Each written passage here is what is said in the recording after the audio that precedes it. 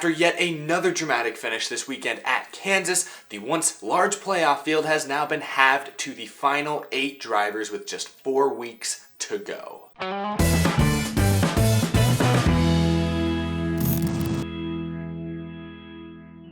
How's it going, y'all? My name is Eric and welcome to Out of the Groove. Yes, this is technically my Kansas race review. I know it's a day late. I've just been insanely busy with a lot of things outside of YouTube. I was able to watch the race yesterday, but I didn't have time to film and edit and upload an episode immediately afterwards, so I had to push it to today. So sorry about that, but we're going to talk a little bit about the things we saw in this Kansas race. I will put the race on my Groovy gauge. That will be at the end. But mainly, I want to talk about some of the big storylines, some of my key takeaways from this race, and I want to focus on the 8 drivers that have advanced and the 4 drivers who were eliminated yesterday. So let's talk about that. Of all the tracks we've been to in these playoffs, Kansas is probably the most similar to what we're going to see at Homestead here in a few weeks for that championship race. And with Hamlin as many bonus points as he has from the regular season and from this race, as well as some of the tracks we're going to. He's really good at Martinsville. He's really good at Texas. I think Hamlin's going to make it to the championship race. And with Kansas, kind of a multi-groove mile and a half, similar to Homestead Miami, I think this bodes well for Hamlin going forward. Obviously, the Toyotas are the teams to beat. Truex and Kyle Busch are not too far behind. They're right there with him. So it's going to be dramatic. A lot of teammates there, probably going to be each other's top competition going down the stretch. A couple other notables here. Chase Elliott with his second clutch performance of the playoffs. He had that impressive comeback at the Roval to win that race and advance to the next round.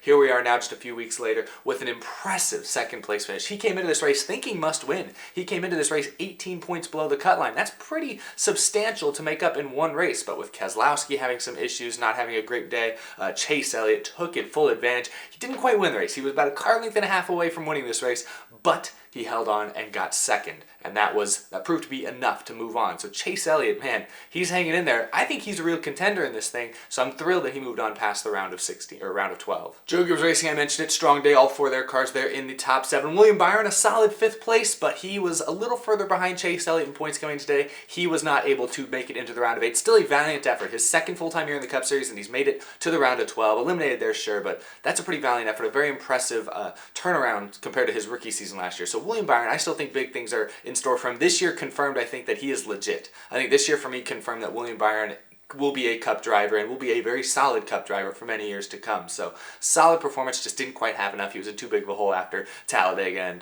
and Dover. Now if we look all the way down there to Brad Keselowski in 19th, he's the one we got to talk about. Let's talk about that final sequence of events. Couple restarts, couple maybe controversial cautions that ultimately cost Brad Keselowski, a guy who I think a lot of people had in their books as a possible championship 4 threat. That's knocked him out early. Let's talk about what happened. So, Keselowski seemed to be maintaining just enough position to stay ahead of Chase Elliott in the points and move on to the round of 8. Looked good until his teammate Ryan Blaney cut a tire down. A little bit of debris, maybe questionable. I think NASCAR, is smart. They call them debris cautions. It is what it is. There was debris. You could see it. Was it in the racing groove? No, but you could see it. Not the worst caution in the world. NASCAR throwing that debris caution, threw everything into a little bit of a spin here. And then after that, coming to the white flag, literally inches before the white flag, Brad Keselowski was involved in a wreck that caught up Daniel Hemrick, Daniel Suarez, even Joey Logano, another Penske guy, went spinning. And that wreck happened, as we look at this freeze frame right here, that wreck, the caution came out just a couple of feet before the leader took the white flag, which meant we had to do another restart. Now,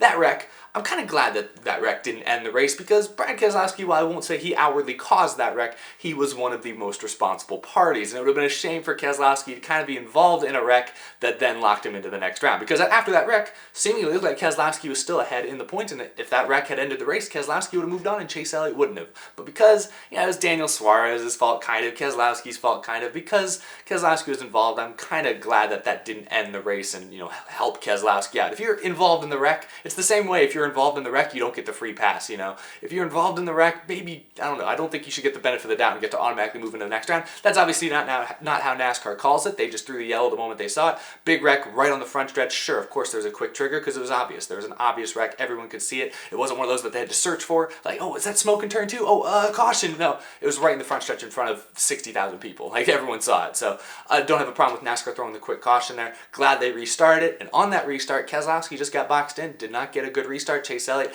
gained a spot. He went from 3rd to 2nd on the restart, and that was ultimately the difference maker. So, called a choke by Keselowski. Now, if you look at the restart, Keselowski was just in a bad position. It's just bad luck about some of these restarts sometimes. You can pick a good lane, you can pick a bad lane, and Keselowski just consistently found himself behind cars that weren't in control and we're slowing him down. So just a bad break, but it is what it is. Very dramatic, very exciting. Say what you will about this package, but every lap matters now. I don't think we can say that about the old point standings. I said package, I meant playoff format. This current playoff format makes every lap matter more in my opinion, especially once you get into that 10 race playoff, because not only do we have stage racing now, which means on lap 80, you're racing for real points. On lap 160, you're racing for real points, but also at the end of the race, you're of course racing for real points, and with the points resetting every round and continuing to be closer than ever before, every point matters more. So say what you will about this new, the current playoff format, but drivers have to race harder every single lap than they ever did in any of the old formats. So Keselowski's eliminated. I can say that's probably the first real title contender that's been eliminated in these playoffs. We've seen the other guys like Almirola, Jones,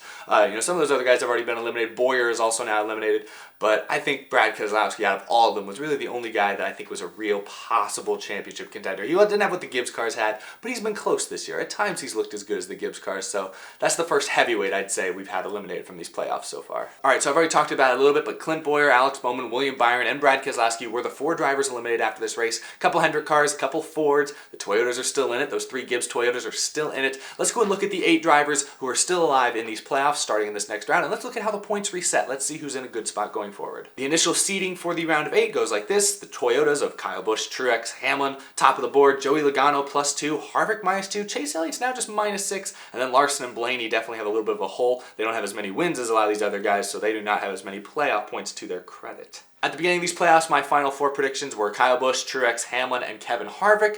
I think that's still extremely likely. I think those 3 Toyotas are definitely making the final 4 in my opinion. They'd have to all have issues. Maybe one has an issue, maybe one blows an engine or wrecks at Martinsville or something, so maybe one of them drops out by chance, but I think with the points cushion they have and how well they've been running, I think all 3 Toyotas are going to make it to Homestead. That last spot though, that little pinky, that last little spot there is still up for grabs. I think Harvick's still a real contender for it. I know he's 6 points out right now, but I think Chase Elliott is a real contender. Honestly, there's a lot of contenders here. I think you can't even throw Kyle Larson's name out just yet. He's never made it to the round of 8. We don't know what he's capable of in this round yet. I want to talk about Kyle Larson briefly because I do believe he is a real threat to make it to Homestead. Is he a threat to win the championship? I mean, if you get to Homestead, anything can happen. 2016, Jimmy Johnson was probably the 3rd or 4th best playoff car in that race, but he still won the championship because of issues that happened around him. So Kyle Larson, if you make it to the Final Four, anything is possible. Of course, you can win the championship, and Larson's very good at Homestead, so I wouldn't rule that out at all. But I definitely wouldn't rule Kyle Larson out. Like I said, he's never made it past the round of 12 before. Now that he's in the round of 8, he's not very good at Martinsville. Texas, he's fine. ISM, he's fine. But if he can make it through this round, and he's got a little bit of a points hole there, but they've been running better. If he can make it through this round, win one of these races perhaps, he gets to Homestead. Our mouths have been watering for years at the thought of Kyle Larson in a points battle at Homestead because he's so good at that track. That could be something exciting. I think everyone's kind of assumed now the Toyotas have the championship locked up, and you're probably right. I would not bet against Toyota at this point. But if someone was to if there was still a dark horse remaining in these playoffs, Blaney's not winning the championship. I don't think Blaney's going to be a contender to make it to Homestead, in my opinion. He's going to have to win, and I don't think he's going to win one of these races. Kevin Harvick just hasn't consistently shown the speed to beat the Toyotas. Chase Elliott has looked good at sometimes, looked bad at others. I don't trust Hendrick Motorsports right now. Joey Logano, again, I just don't trust him. That team made too many mistakes in this last round. So I look at Kyle Larson as the one true dark horse left in these playoffs that I think actually has a shot at making something happen. But, there's another Chevy in there. Chase Elliott. I want to talk about Chase Elliott a little bit too, because Kyle Larson, Chase Elliott, in a lot of ways, they are the future of NASCAR. They are the closest thing we have to a new Dale versus Jeff rivalry. Maybe that's not quite right, because those are 2 different eras. I guess closer to like a Jimmy versus Jeff rivalry, I'd say. Not saying either of them are going to win 4, 5, or 6, or 7 championships or anything like that. They might win a couple each, but they're both really talented, and they're both driving for pretty good teams, and they're both clearly very popular. The fans have started to get behind both drivers, I think. Now, I talked about how Kyle Larson is probably the one true underdog left. Chase Elliott, in my opinion, is a very real threat to make it to Homestead as well. I don't consider Chase Elliott an underdog because he has won a few times this year. He's won, multiple races this year. I think when you win multiple races, you're considered a contender. I think Chase Elliott deserves a lot of credit. Sure, I know he does get a lot of love. Chase Elliott gets plenty of love, but he gets a lot of hate. I think there's a lot of people that have a little bit of spite towards Chase Elliott, just have a little bit of a grudge against Chase Elliott, just for whatever reason, just because the name on his door, I don't know what it is. But Chase Elliott deserves a ton of credit. He's obviously the best driver in NASCAR right now under the age of 26. 26 and under, Chase Elliott is clearly the best driver. I mean, there's nobody better. This isn't a debate. You just look at what Chase Elliott's done his first 4 years. He's made the playoffs every year. He's made it into the round of 8 or better the last 3 years now. He's winning races now. He's winning races at road courses, holding off veterans. Chase Elliott is obviously the best driver under 26, and there's no debating that. I mean, look at his competition. Eric Jones, I love Eric Jones. He's not better than Chase Elliott. Ryan Blaney, no, Ryan Blaney's not better than Chase Elliott. Alex Bowman's not better than Chase Elliott. Daniels, none of these guys are better than Chase Elliott. Chase Elliott is clearly the best young driver in NASCAR right now, and the fact that he continues to prove it is shows why Jeff Gordon endorsed him. He's not Jeff Gordon. He's probably not going to win 90 plus races. He's probably not going to win 4 championships. He might win a couple. I think Chase Elliott can win a couple championships down the line. He's still only 23 years old, and he's still got that Hendrick endorsement, so he'll be fine. But I just don't want to see any Chase Elliott disrespect out here. I love Ryan Blaney. I love Eric Jones, but look at the last 2 years. Blaney and Jones are in better equipment, I would say, than Chase Elliott is, and they have, what, 1 win apiece? Jones has 2 wins, I think. Chase Elliott's got 6 wins in that same amount of time. So clearly, Chase Elliott is the best driver under 26. I don't want to see any more people talking about how Chase is overrated or anything like that after his comeback at the Roval, after this clutch performance at Kansas, and just look at the numbers. Just look at the numbers. The numbers speak for themselves. He's only 23 years old. That's insane. Chase Elliott is the closest thing we have in NASCAR today, I think, to the next Jeff Gordon. When I look at those final 8, though, a Toyota I think is still going to win it. I don't think Chase Elliott's beating the Toyotas, but he can make it to Homestead. Like I said earlier, once you get to Homestead, anything can happen. Denny Hamlin's still my championship pick, and this race at Kansas continues to reaffirm and help confirm that.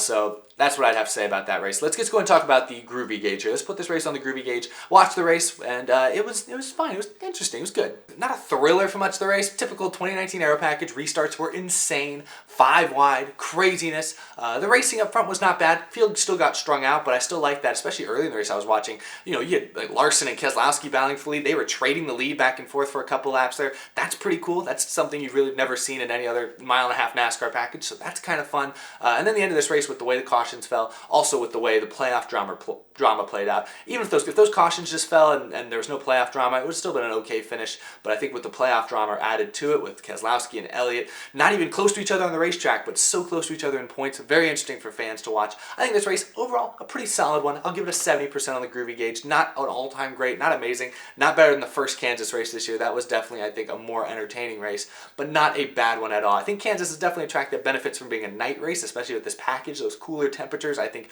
definitely play into its favor a bit more. Still not a terrible race. I'll give it a 70% on the Groovy Gauge. I feel like I have so much more I want to say in this video. I want to talk about Joey Logano because I think Joey Logano just sneaking by in these playoffs, given how horrible he was in this round, like mechanical failures left and right. I think that proves that the regular season still matters. A lot of people say with this format, the regular season doesn't matter anymore. You just got to win one race and nothing else matters. I think that's false. Those playoff points Logano got all season long really are the only reason he's still racing past the round of 12. So there's so much more I still want to talk about in this video. Maybe I'll talk about them in later episodes this week, but that's all I got today. That's all I have time for. Thanks for watching, everyone. Thank you for your support. Remember to follow me on Instagram, follow me on Twitter. Big thank you to my Patreon supporters. Michael Harrison at you as the stars, Cameron James, John Koblenz, Jason Arlong, Wesley Donaldson, Isaac Dennison, Mika Suzuki, iFantasyRace.com, TheRacingInsiders.com, Matthew Kulakos, Pepe Lucius, Jeremy Conklin, Emilio Garcia, Joey DiMacchino, Sky Racing Forum, Bryce Schumacher, Colton Austin, Scott McNew, Bradley Pelletier, and the rest of these incredible Patreon supporters. I couldn't do this show without the amazing support I get from all of you every single month, so thank you a ton. If you also want to support the show and support me, you can check out that top link down in the description. I greatly appreciate it. Got some other videos planned for this week, as well as Out of the Groove, so keep an eye out for those. If you missed my Talladega vlog videos from this last week, I had a ton of fun making those. Got a lot of cool cameos from drivers, big names in the sport.